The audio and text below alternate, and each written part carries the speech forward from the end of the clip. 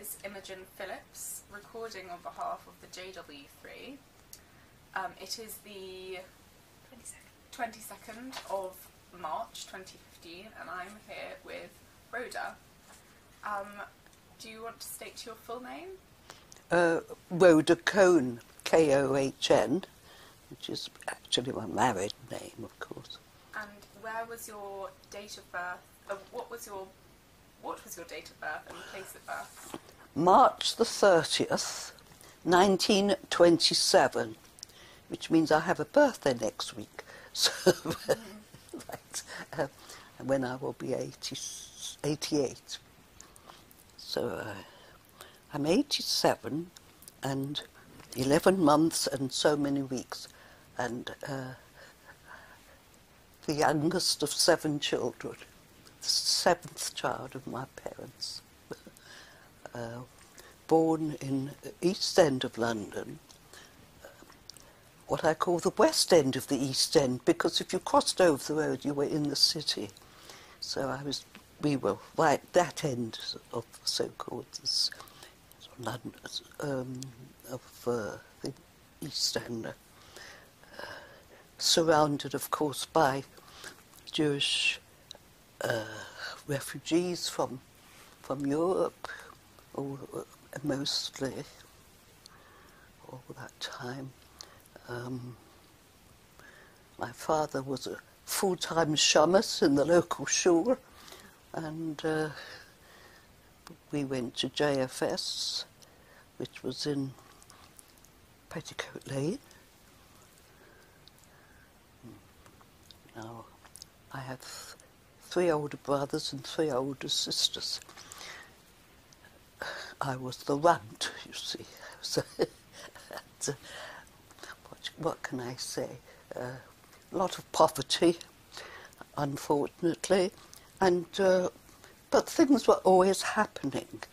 One of the things that happened in 1933, when I was it 6 years old, not quite 6, I remember in 1933, a telegram arriving from my grandfather, who was living in Germany, and he was sending my mother a telegram to ask her to get him out of Germany, and we couldn't quite understand why he was in such a rush, but it eventually, my mother kept going up to the Home Office to try and get him a visa. You had to get a visa in those days to come out of Germany. And they wouldn't give her one. So she went up, she went up every day, and on the last day, she just sat on the steps outside the Home Office and said she's not going home until she gets a visa for her father. And she sat there from 9 till 5, and at 5 o'clock they gave her a temporary visa for my grandfather, 3 months, sort of holiday visa, was whatever. Well, when my grandfather came over, it was the beginning of March, 1933, and he told us that on the 24th of March, Hitler will be coming will become the head of the German Parliament, and that it's Ochenweh for the Jews. It'll be Ochenweh for the Jews. Of course, I didn't know what he was talking about, because I was only 5 years old, but of course I remembered his words, and it seemed that he was coming home from Stiebel, where he and another man had gone for prayers, from Mincha or wherever, and a brown shirt, who were the forerunners of the black shirt, had jumped on the man that my grandfather was walking with and tried to steal his watch and chain. You know, they used to wear them across here. And my grandfather thought this was a great pity, so he picked up his walking stick and gave this chap a hiding. Well, a few weeks later he went to the court. He was called up in the court, and so was the other man, and plus the brown shirt. And the brown shirt was given 6-month prison sentence. And from the court room he shouted that on the 24th Hitler will become the leader, and then God help the Jews. And my grandfather repeated the story to us. I still remember sitting around the table while he was talking, and he said, "It's going to be dreadful. It'll be dreadful in Europe." When he said, I don't think he said Europe, he said in Germany, because he didn't realise it was going to spread further than that. And when 3 months were up, the police came round to send send my grandfather back to Germany. And my mother said, my mother hid my grandfather. She said, "He's not here, he's gone out." So he said, "Well, when he comes back, will you tell him to pack up and go? He's got to pack up and go." And for the next year and a half, we hid my grandfather. It was unbelievable. I remember there was a ring at our doorbell, and I went to look out of the window, and my mother said, "Don't touch the curtain, don't touch the curtain." And I, "Well, what have we done wrong, Mum? You know, we're not thieves. Well, don't touch the curtain, and don't tell anybody that your grandfather is living here." It went on for a year and a half, and my mother kept writing to Palestine, to one of her sisters who had gone there, and for a I don't know what they had. They had something like certificates to get there, to get to Palestine. They weren't very keen on Jews coming into Palestine at that time at all. And my mother kept on and on and on at him. He's got to get my grandfather a certificate, and eventually it arrived after a year and a half. By that time, she had also taken out of Germany her stepmother, because her own mother had died, and her youngest sister. And they came to England. They went afterwards to Belgium. My grandfather got to Palestine, and my step-grandmother and aunt followed them eventually with certificates from Belgium. That's one of my very early strong memories, was what happened with my grandfather. That was 1933. From then until 1939, of course, times got worse and worse in Germany and everywhere else. And we were always having the odd people. I remember my sister, who went to her bonnet, she brought a young man home who said he'd been in Dachau. We didn't know where Dachau was. And they had strung him up by his wrists for so many hours as a punishment. And he said, didn't do anything. He just said I was Jewish. And stories like that would creep in every now and again. And it set us thinking, well, set those of us who did think, thinking. Others didn't want to know, you know. And I can remember when it came to Kindertransport, my father going around knocking on people's doors, asking people to take a child in. We took in my parents took in a child. They had 7 of their own, but they applied for a child from Kindertransport. And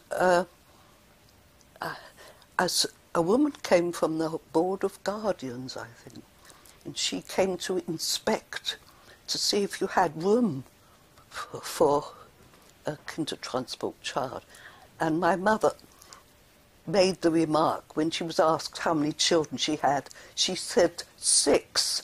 She thought 7 would be too many and they wouldn't allow this child.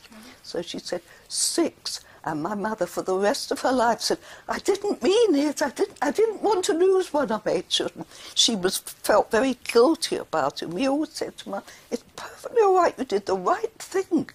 It was absolutely right for you to do that in order for Manfred to come and live with us, which he did for quite a number of years. But of course, in 1939, of course, the war broke out, and there was a lot of evacuation going on. Manfred went away with my brother.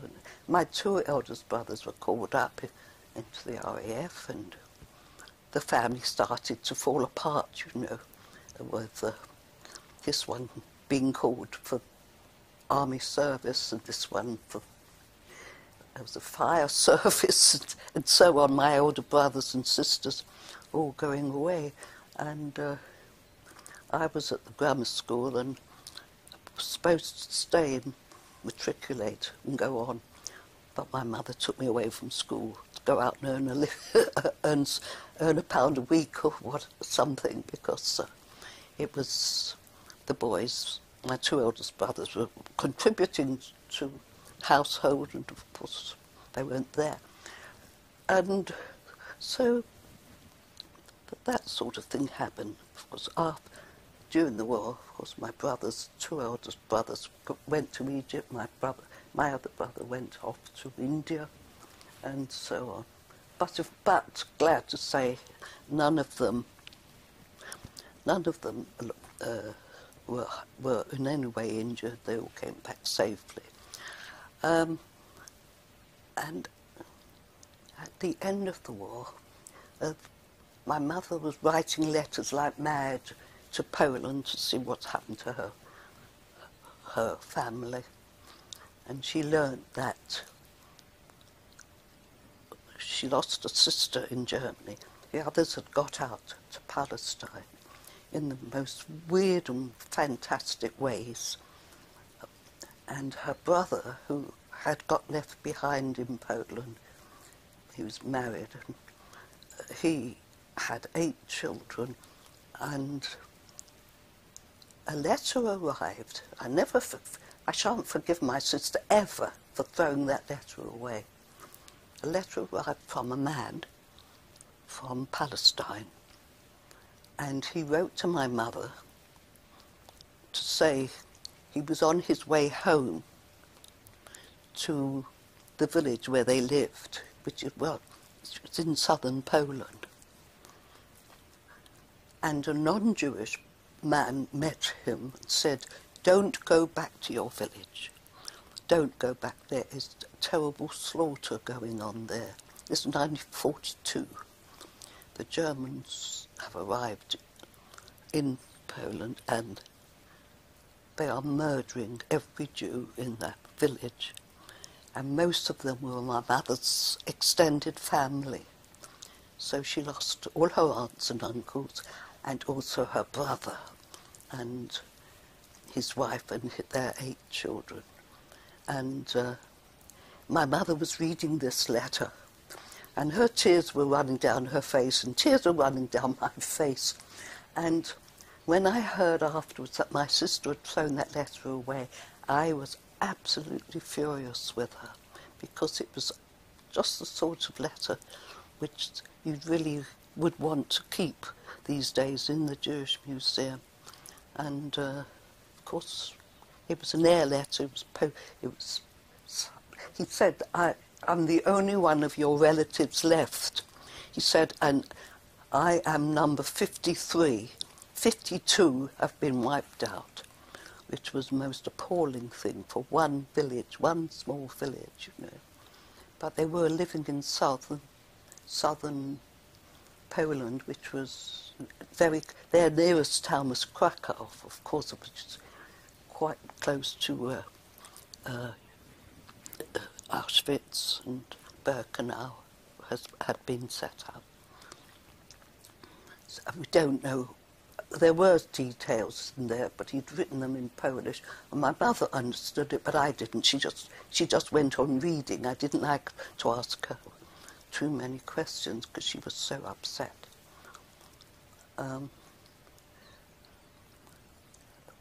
That was quite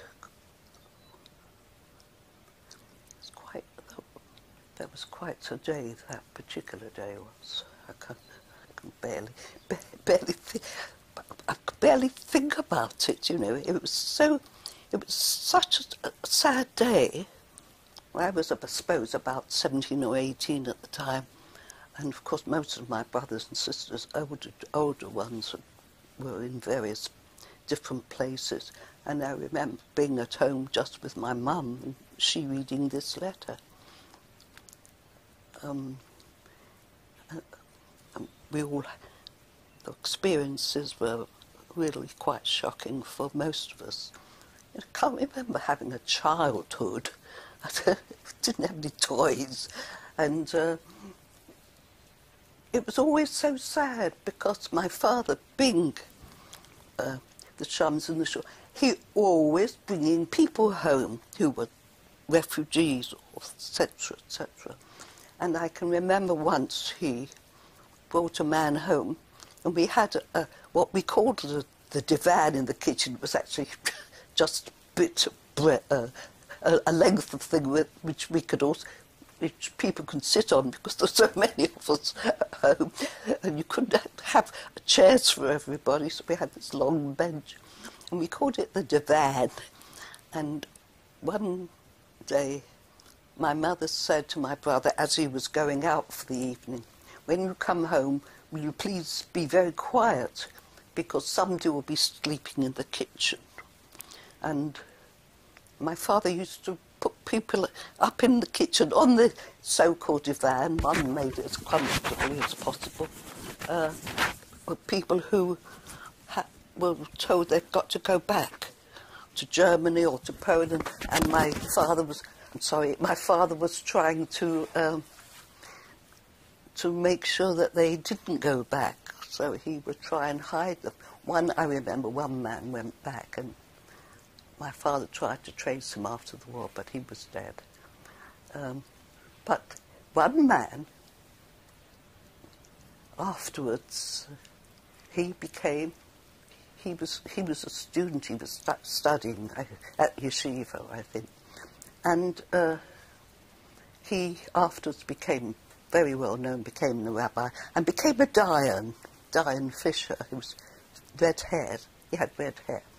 And he lived until he was 94. And when my mother died and my father died, and when the tombstones were put up, he came every time because he said, if it wasn't for Mr. and Mrs. Rosen, which was my single name, Rosen, he said, I would be a bar of soap. He always said I'd be part of a bar of soap. He always was grateful to my dad for hiding him in our house. We were always hiding people. You know, we felt a bit like rogues. I can never understand one. We were taught to be good citizens, and then we had to hide people from the police, you know. So it was very contradictory. Yes, we did hide several people. My father, being a shamus, he would open the shul, and downstairs in the boiler room he would sometimes put people and stay down here, it's nice and warm, and I'll come and fetch you after the police have gone. This is amazing life we had. Not very happy, I'm afraid, not as children.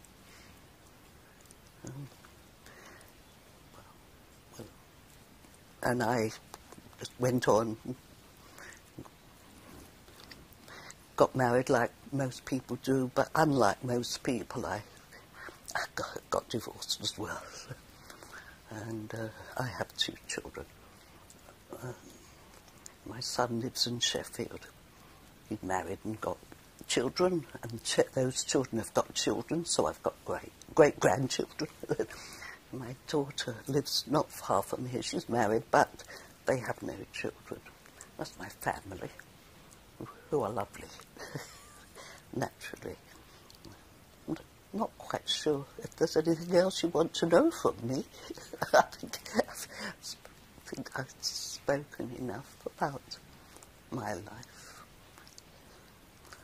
I think you had an exciting childhood. At times it was, but I never knew what it was to be a child. It was always Jews were being persecuted in Europe, or in Germany. It was always Jews were being persecuted in Germany. So my mother had left, but she lived in southern Poland, in the south, as I say. But when her mother died, when my mother was 15 or 16 years old, so my mother then had, being one of 9 children and being the eldest daughter, she was looking after her family before she had 7 of her own. But my grandfather said we were going to live in Belgium, because in Antwerp he had a sister who had married, and they'd gone to live in Belgium. And he thought that it could relieve my mother of a lot of her tasks. And she had, her youngest sister was a babe in arms still. Her mother had just given birth only a few months earlier.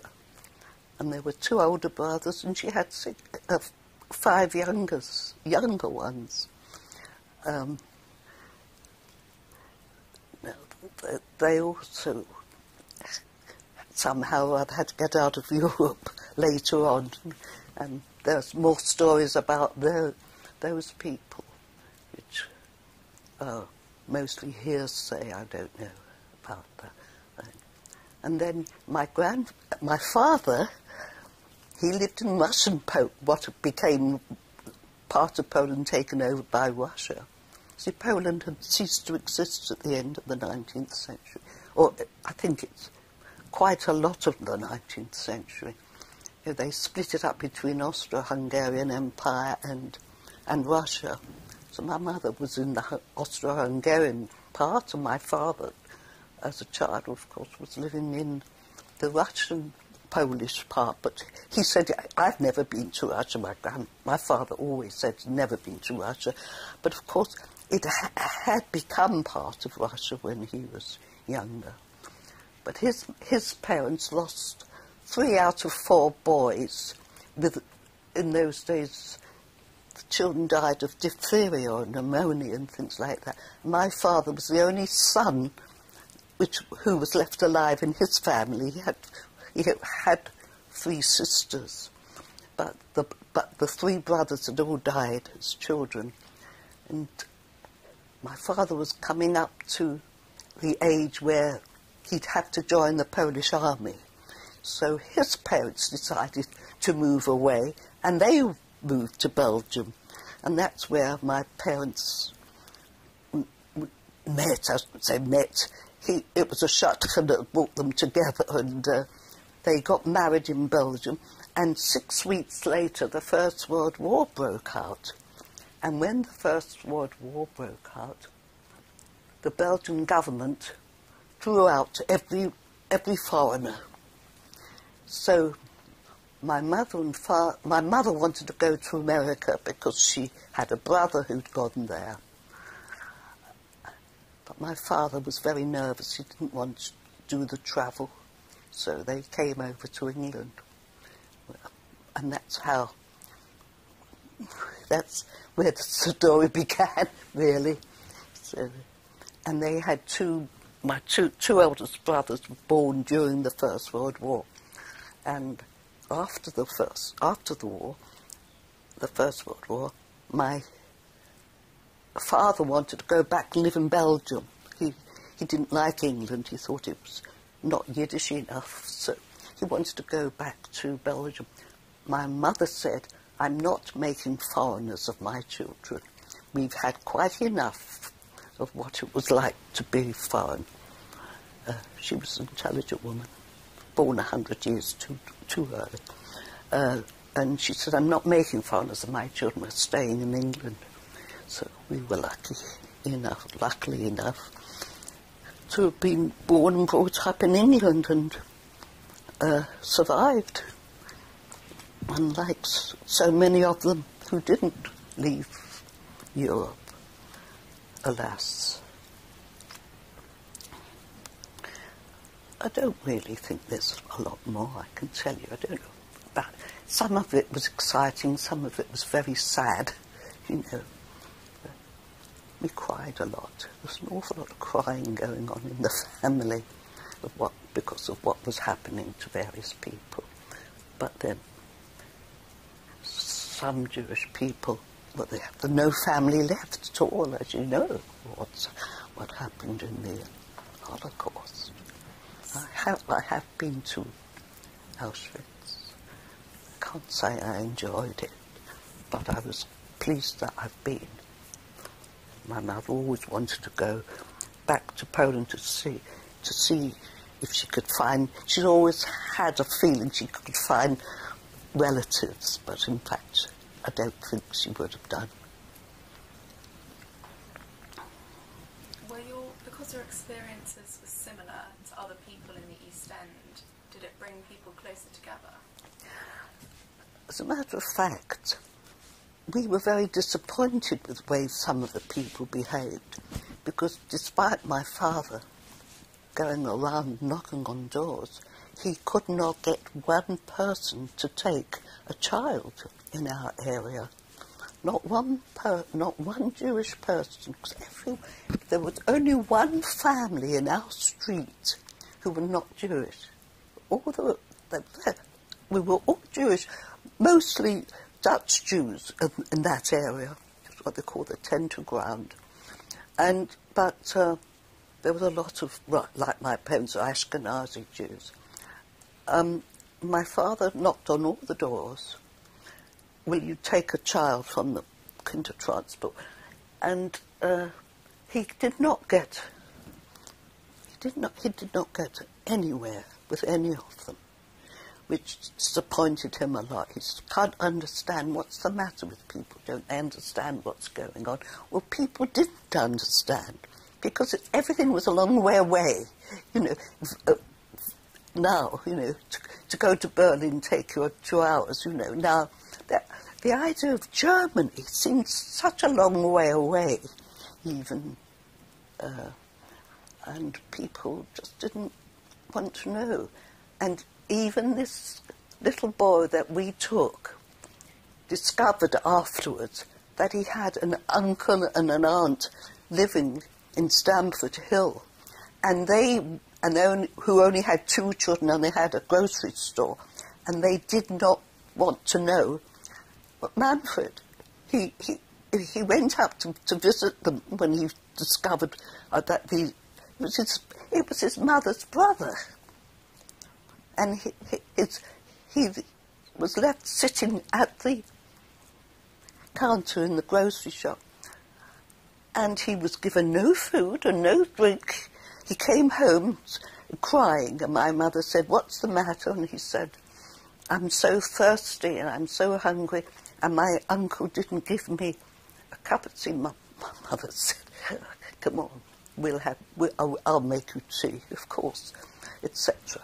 But I could not understand that. Even at my age then, I couldn't understand it. How can you not give... Whoever came to my house got a cup of tea. We always said, first thing people say to... my mother would say to people, "Can I give you some tea? Can I give you a cup of something?" You know, it was just the normal way of behaving, really. You know, my father, I remember being so disappointed in the way some Jewish people responded to his request. Nobody wanted to take a child. I could never understand that.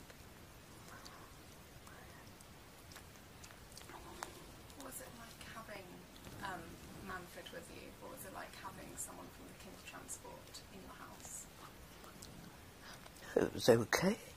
He was just another one. I stopped being the youngest. I remember he was 9. He was 9 years old. Oh, missing his mum so much. And my mother understood that, and she gave him, she made a bit of a fuss of him. And the boy, my 2 brothers, had to sleep on the couch downstairs while Mum made room for Manfred and my other brothers. So because we only had 3 bedrooms, that was better than we'd had before, because before that we only had 1 bedroom for the lot. And I slept in my cot until I was nearly 5, I think. Still, my mother brought every single one of us up, and not one of us have died before the age of 80.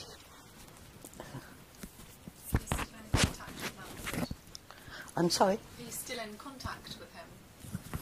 With my family? With Manfred? Yes, he after the war, he found that he had a brother who had come back from the RAF. His brother had gone there before the war, which we didn't know, but had joined up. And he lived in Oxford. So Manfred went to Oxford with his brother and lived with his brother Julius for some time. And he became an engineer at the works, at the Morris Works. And then he went to America, where he worked in Chicago as an engineer. He married a Jewish woman doctor, and together they made Aliyah, went to Israel, and we were in touch with them, my cousins who live in Israel, because most of my mother's family got to Palestine, and so they were in touch with Manfred, and he has 2 children. One is a doctor, one is a army officer in the regular army. And one of my cousins used to write letters and say, oh, Manfred came to tea today, or we went to... Yes, they prospered. Haven't been in touch just lately, but he prospered. And glad to say that he had children, and he had a good life, which was lovely.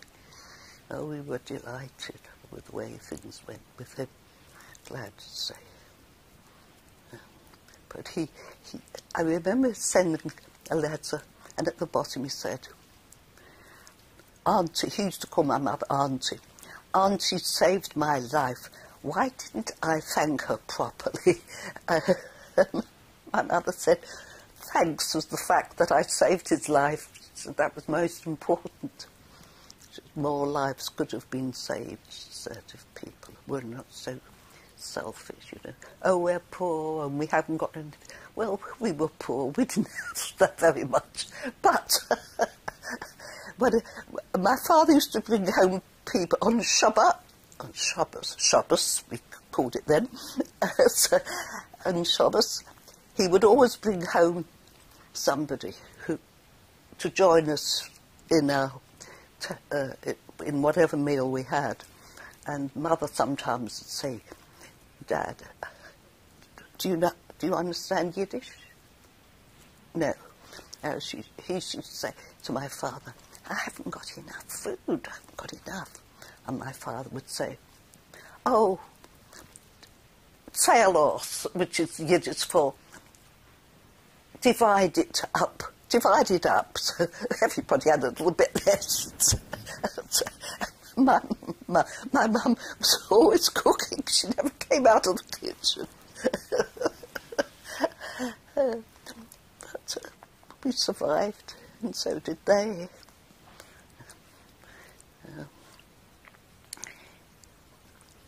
Yes, I lost... My father lost one of his sisters in the Blitz. The house was bombed. That was sad.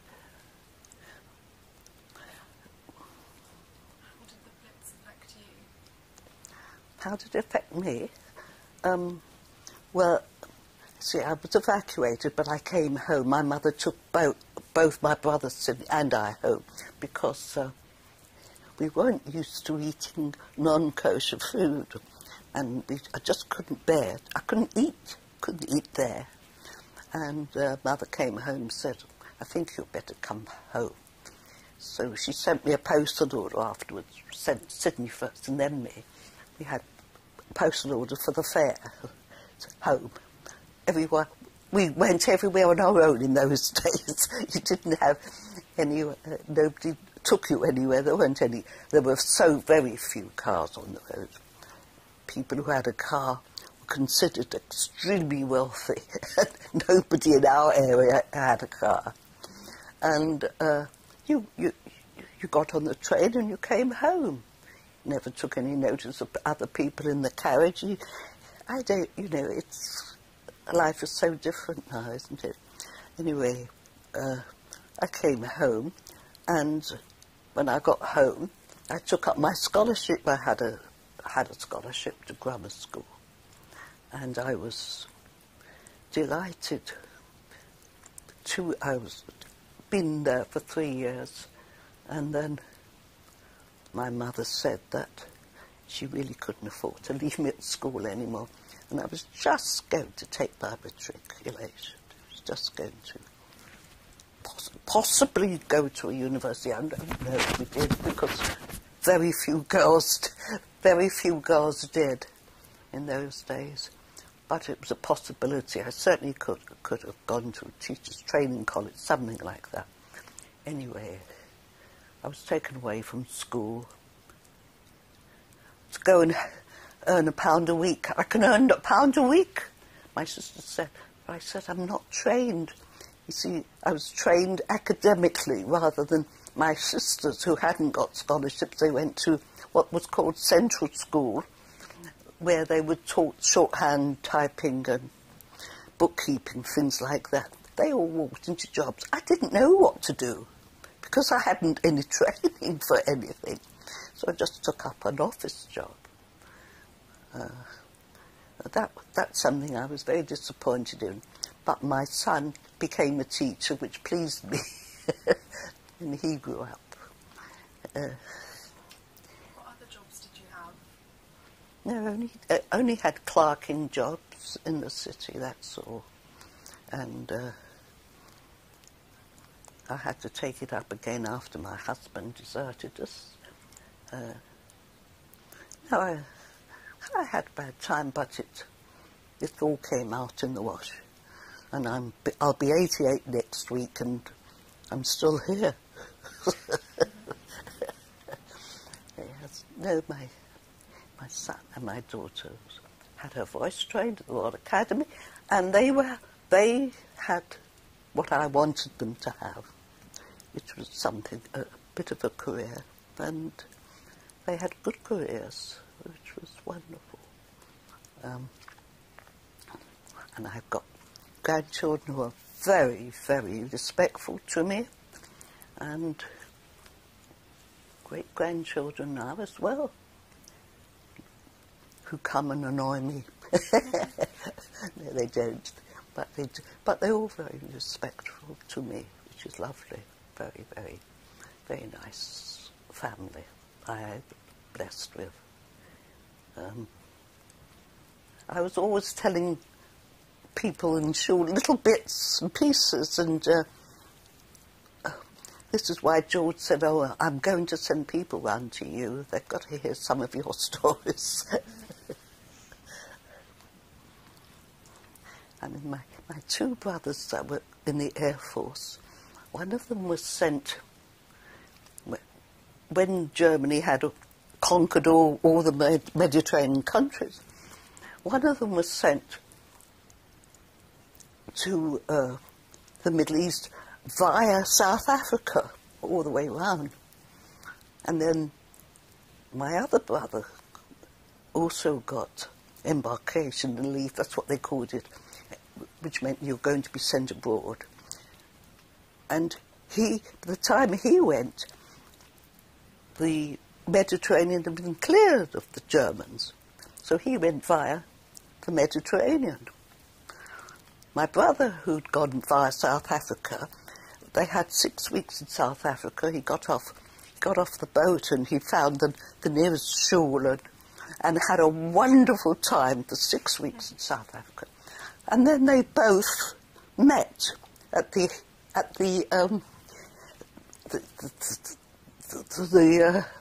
meeting place where they were all assembled, which again was quite a coincidence. And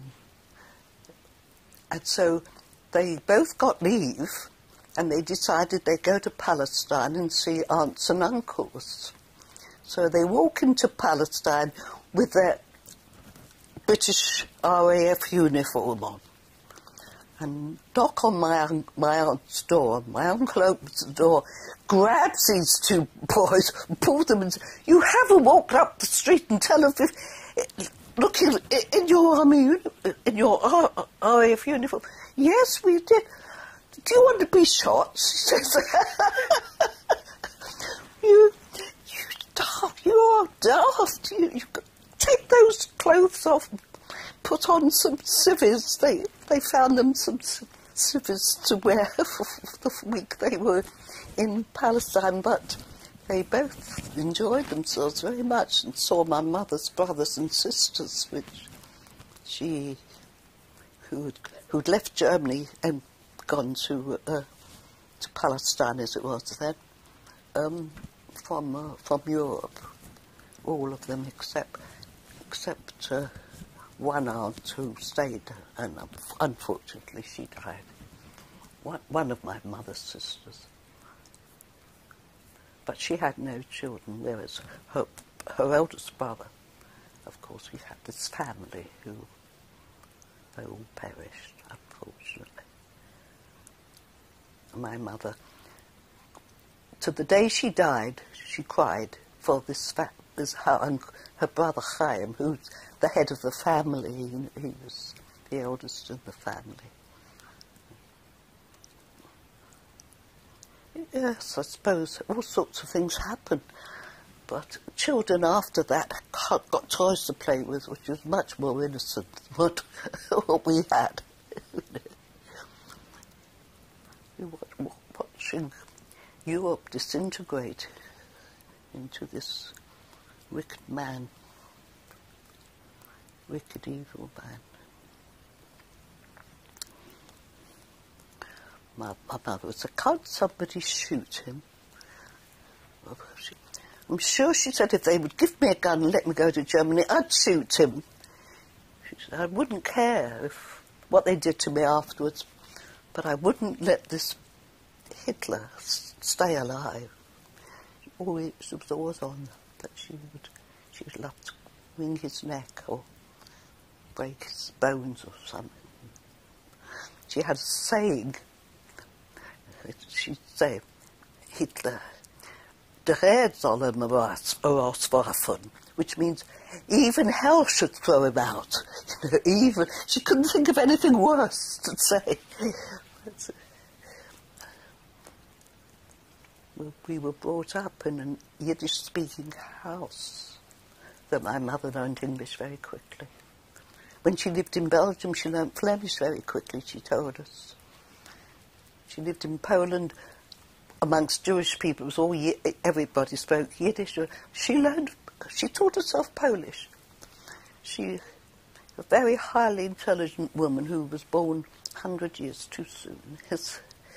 My father was a real peasant. No education at all.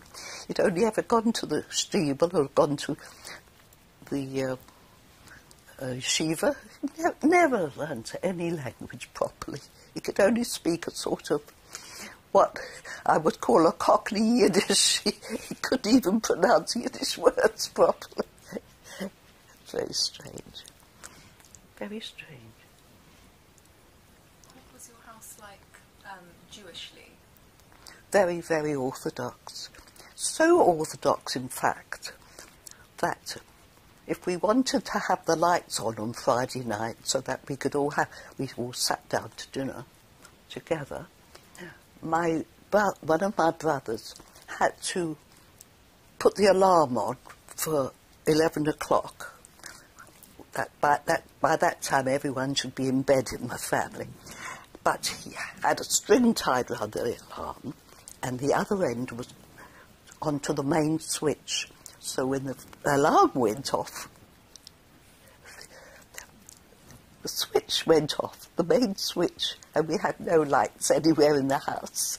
So that's what actually my brother Jack thought that up for himself. Because he said otherwise, he said he doesn't like the way we sit on a Friday night in the dark, and Mum's got to serve the boiling hot soup and other things, and so he said, we'll have the lights on, and I've got a way of turning them off without us having to touch the switches. It was my parents were very, very orthodox, very orthodox. And we learned very quickly. You were born to it, you know. Milchig and Fleischig and everything. Mother opened a chicken, and if there was a schala, as she would call it, a schala, you'd have to go and find a dyer who would tell you if the chicken was any good, if we could eat it or not. The performances that went on. When I think about it now, Mother did everything herself. There was never then anything sort of... She made her own pasta, her own vermicelli, a loction. We'd come on a Thursday was loction day, and all the chairs in the kitchen, you couldn't sit on them because they all had a roll of loction draped over them. So you couldn't eat until Mother would roll them up and then cut all the... and made all her own cakes, make her own challas.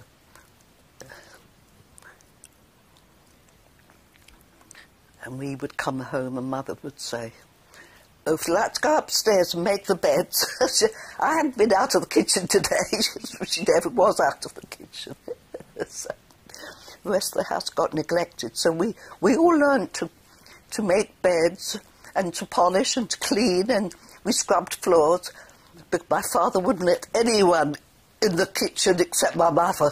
So nobody was allowed to touch the food except my mum. So he wouldn't let... So when we got married, we couldn't cook. We could keep the house clean, but we couldn't cook. We had to learn from scratch. How did rationing affect her cooking? Well, it did affect us. Of course, my mother had plenty of ration books, but she also swapped with people. She would swap coupons. Some people wanted more sweets and chocolates, and my mother wanted more food, you know. So we had a butcher who would receive or not receive any meat, depending on what went on beforehand.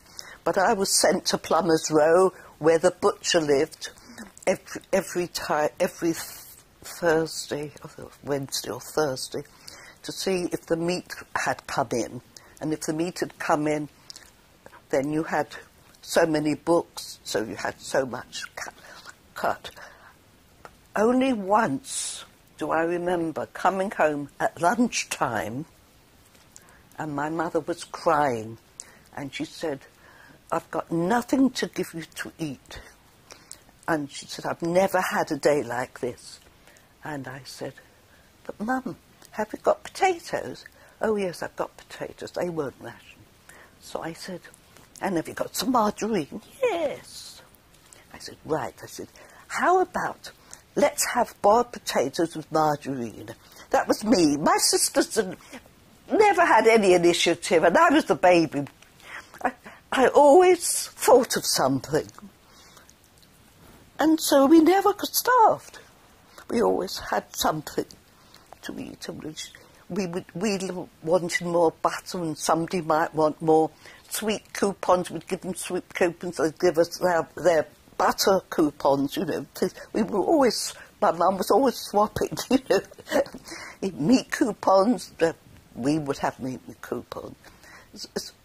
Fish wasn't rationed, but you were lucky when it came in because there was very little fishing going on, of course, because the U-boats were all around the country, were all around in the seas. But if fish came in, oh, the queues. Poor mum, her poor feet. She's standing queues. You would see, you see, a lot of people lived in the countryside in Britain. Even then, there was far more people in the countryside than in the towns, and they would have eggs. They would have more food than we had in the town. Mother would go to the markets to see if anything had come in, and certain things weren't rationed, like vegetables were not rationed. It was just a question of getting in the queue and getting a pound of this or half a pound of that, or something like that. Of course, you never got bananas or oranges or anything that was from abroad, but you'd get apples or pears or something like that every now and again. And after the war, we had rationing. It went on until 1954 or 56, I can't remember now. And I was married in 1948, and I found it very difficult to manage on ration coupons. So I don't know how my mother managed it. And eggs. You see, we only got one egg a month.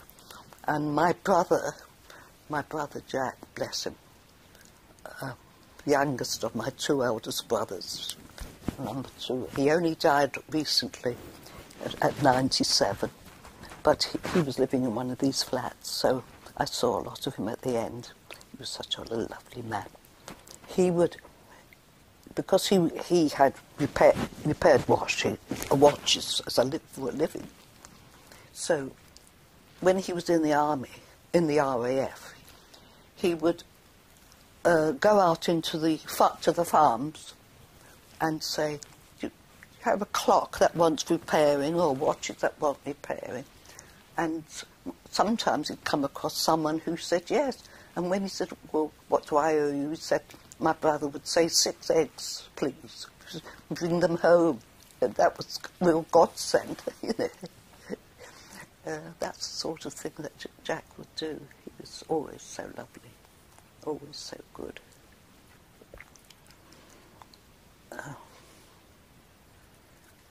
Strangely enough, he was the only one of the 7 of us who was actually born in a hospital because of the air raids in the First World War. He was born in 1917. And we used to laugh about the air raids in the First World War. Mother said they were real, I can tell you, real, because we were having this blitz, which was appalling. It's appalling. It went on right until Russia was invaded by the Germans. That eased it in England. Suddenly the nightly blitzes stopped because they had. After that, you'd get the occasional blitz, but occasional air raid, but nothing like we had the winter of 1940, 39 to 40. Well, not until December 1939. After that, the blitz started, and we had a terrible time. Really was awful. We slept in air raid shelters, and which was horrible. And we all picked up bugs. We all picked up nits, and we all picked up shocking. You couldn't keep clean, no matter how hard you tried. But when I got home one day and found that the ceiling was on my bed, I was glad I hadn't been in the bed that night. We were lucky our house hadn't got a direct hit. Half the street was down, absolutely flat. And we were in the top half of the street, and we lost all our windows. We didn't have any glass in the windows, but we had a house to go to. And if somebody brought round, and the coalman, we always looked out for the coalman, because we all had fires. See, it wasn't until the 60s that we stopped having fires in our grates. And if the coalman came round, all the neighbours would come to wherever it was they were delivering. Can I have a bucket of coal? Can I have a bucket of coal? And everybody got a bucket of coal, so they had a fire for a couple of days. And everybody was... That way people were together. They would do that. And so that we could have a fire. But I can remember once we had a delivery of one bag of coal. And people came, and by the time my mother had given away a bucket of coal to this one and a bucket, we had literally half a bucket full for ourselves.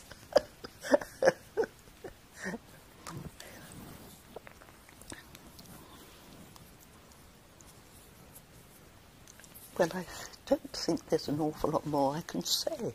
I'm sure you've been bored stiff by all sorts of things happening. All sorts of things happening. What about life after the war? How did it affect your future? Well, the war finished in 1946, and I got married in 1948. I was just going to work in the city and coming home and doing things that young teenagers do, going dancing and going to... I was always keen on classical music, so I used to go to a lot of concerts with whatever I had over, because I got £5 a month was my salary, and so I gave £4 to my mum, and I had £1 a month. Luckily I hadn't got any fare, because I could walk to work, being in the city, and if I did take a bus it was penny halfpenny. So... but we did what we could. We got up to the West End.